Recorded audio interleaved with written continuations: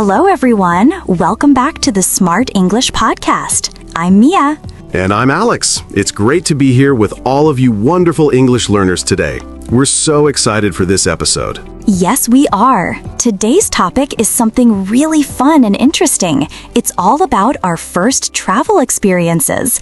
You know, that very first time you went somewhere new, maybe far from home, or even just to a different city or town. We want to share our stories and hopefully get you thinking about your own first trips. It's a great way to talk about new places and new feelings. It really is, Mia. Thinking about my first trip always makes me smile. Such special memories.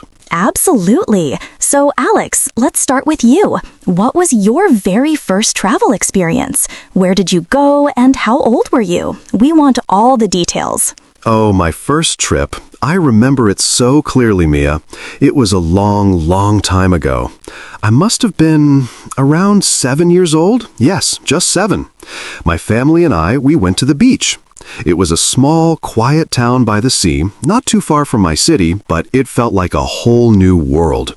You know, I grew up in a big city, far from any large body of water. So this was my first time ever seeing the ocean.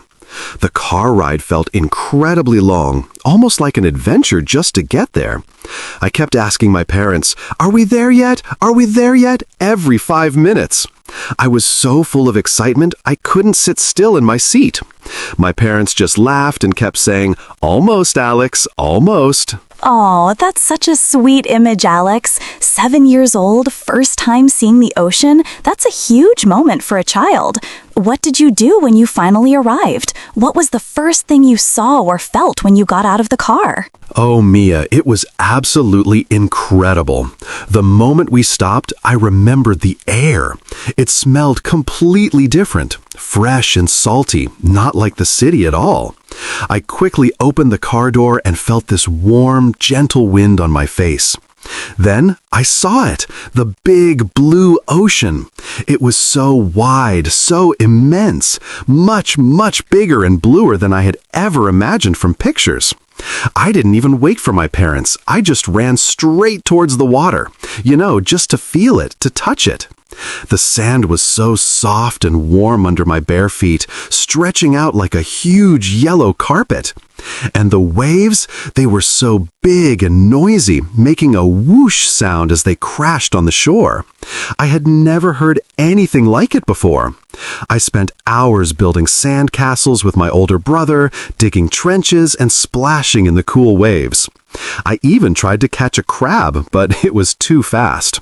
And of course, I ate ice cream every single day. I think it was strawberry. It truly felt like a dream. It was the best vacation of my young life. That sounds like a perfect first trip, Alex. So many happy and vivid memories. The smell of the salty air, the sound of the waves, the taste of ice cream, it all comes back, right? Mine was a bit different, but also very special. My first big travel experience was when I was a teenager, around 15 years old, and it was my very first time traveling without my parents. I went with my school friends as part of a school trip. We went to a mountain area, not the beach. It was a nature study trip, so we learned about plants and animals. I remember packing my own backpack, choosing my clothes and snacks all by myself. It felt like such a huge step towards being grown up. My mom helped me check my list, but I felt so independent, like a real adventurer preparing for a big journey. Wow, 15 and traveling with friends without parents? That's a massive step, Mia. I can totally imagine that feeling of independence. It's like a taste of freedom. What was it like in the mountains? Was it very different from your home in the city? What surprised you the most? Yes, it was incredibly different. As you know, I live in a big, busy city, so the mountains were full of tall, green trees everywhere, and the air was so fresh and clean. We hiked a lot, which means we walked long distances up and down hills. My legs were definitely tired at the end of each day, but it was so worth it. We saw a beautiful small waterfall, and the water was so clear and incredibly cold when we touched it. At night, we stayed in a small cabin. It was a bit rustic, very simple, made of wood, with no fancy things, but it was cozy and warm. We told ghost stories, played card games, and just talked for hours with my friends. No TV, no internet, just us and the sounds of nature outside. It was a real adventure. I even learned how to read a compass and a paper map. That was quite exciting and made me feel very grown up and capable. It taught me a lot about myself and how to work together with my friends, which was unexpected. That's truly amazing, Mia. It sounds like you learned so much, not just about nature and maps, but about being independent and the value of friendship. Those kinds of trips really build character, don't they? Exactly. Traveling, even for the first time, really opens your eyes to new things, right? You see new places, maybe meet new people, try new food, and definitely experience new feelings. It changes you a little, in a good way. Definitely. My beach trip, simple as it was, taught me that the world is much bigger and more diverse than just my city.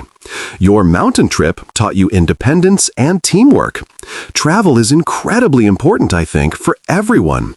Even simple trips can be so meaningful. It doesn't have to be a trip around the world, does it? No, for sure. It's not just about going far away. Your first travel experience can be a trip to a nearby town you've never visited, or a new park in your own city. It's about exploring, seeing things with fresh eyes, and maybe trying something new. And it's a great chance to practice your English too, talking about new experiences. Absolutely. It's all about stepping out of your comfort zone a little bit. Okay, smart English learners, let's learn some useful words and phrases from our talk today. Are you ready? Ready. First, we have travel experience. This phrase means a time when you go to a new place or take a trip. For example, my first travel experience was to a beautiful beach with my family. Or, I want to have many different travel experiences in my life. Next, we have independent. If you are independent, it means you can do things by yourself without needing help from others. For example, when Mia traveled alone with her friends, she felt very independent. You can also say, I want to be more independent and plan my own trip next year. Our third word is explore. To explore means to go to a new place to learn about it, to discover things. For example, I love to explore new cities and find hidden cafes. You can also say, let's explore the forest behind our house this weekend. It's about discovery. And finally, we have rustic. This word describes a place or object that is simple, old-fashioned, and often in the countryside. It often means it's not modern or luxurious, but can be very charming and cozy. For example, our mountain cabin was very rustic, but it was perfect for our trip. You might also say, I love the rustic style of that old farmhouse. So today we talked all about our very first travel experiences. Alex shared his wonderful trip to the beach when he was a little boy, and I told you about my adventurous school trip to the mountains when I was a teenager. Both were full of special memories and learning experiences. We really hope you enjoyed our stories and, most importantly, learned some new useful words and phrases to help you talk about your own travels in English. Yes, and now it's your turn. Do you remember your first trip? Where did you go? What did you see or feel? Tell us about it in the comments below. We absolutely love to hear from you and read your stories. Please make sure to subscribe to the Smart English Podcast for more easy English conversations and fun topics just like this one. And give us a big thumbs up, a like if you enjoyed this episode. It helps us a lot.